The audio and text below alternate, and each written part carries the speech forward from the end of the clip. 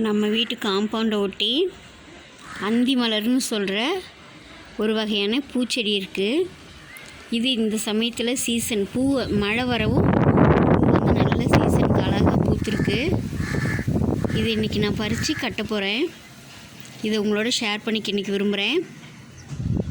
பறிச்சிட்டு வந்துடலாம். சின்ன செடி தான், ஆனால் நிறைய இப்போ பூத்து குலுங்குது. இந்த பூவெல்லாம் பறிக்கலாம். இப்போது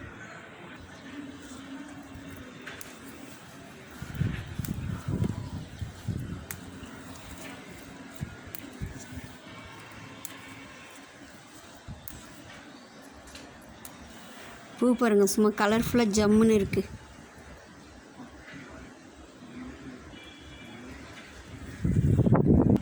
பூவை எல்லாம் பறிச்சிட்டேன். இப்போ இது போய் நம்ம கட்டுவோம்.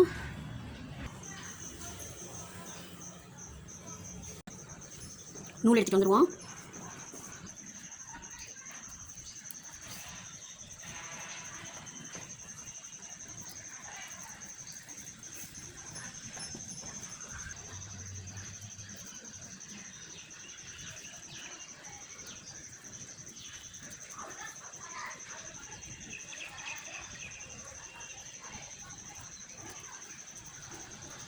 பூ கட்டி முடிச்சாச்சு. கட்டி எடுக்கும் எவ்வளோ அழகாக கலர்ஃபுல்லாக இருப்பாங்க.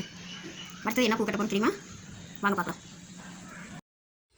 இப்படி ஈவினிங் டைமில் பறிக்கிற பூ வந்து ஒரு நாளைக்கு தான் தாங்கும். ஆனால் இதே காலையில் 10 மணிக்கெலாம் நம்ம பறிச்சிட்டோம் அப்படின்னா ஒரு வாரத்துக்கு கூட அந்த பூ ஃப்ரிட்ஜில் வச்சு யூஸ் பண்ணிக்கலாம். ஸ்கூலுக்கு போகிற பிள்ளைங்களாம் கூட வச்சுட்டு போகிறதுக்கு யூஸ் ஆகும். மல்லி வந்து வீடுங்களில் வச்சு வளர்த்தலாம்.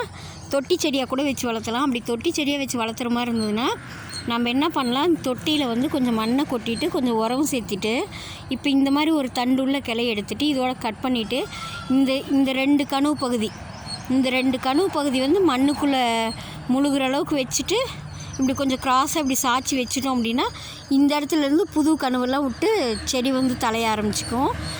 தொட்டி செடியாகவே நம்ம வீட்டில் வச்சு வளர்த்தலாம். நூல் கொண்டு கட்டி கூட அதை நீளமாக நம்ம வேணுங்கிற அளவுக்கு படர விட்டுக்கலாம். இது வந்து வீட்டில் இருந்ததுன்னா பிள்ளைங்களுக்கு குழந்தை பிள்ளைங்களாம் இருக்கிறாங்கன்னா இந்த பூ வந்து ரொம்ப விரும்பி வச்சுக்குவாங்க.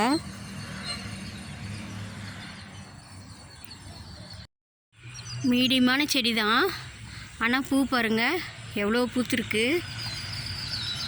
இப்போ இதை கட்டுறது பார்க்கலாம். பூ கட்ட ஆரம்பிக்கலாம்.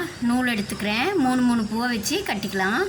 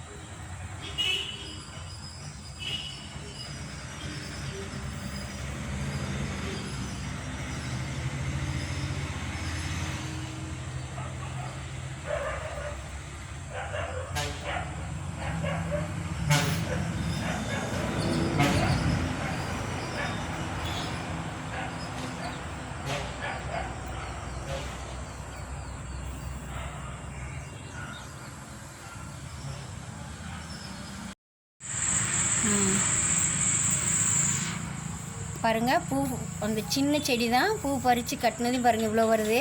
இது போல் நீங்களும் செடி வச்சு பூ கட்டி அழகு பாருங்கள். பாய்.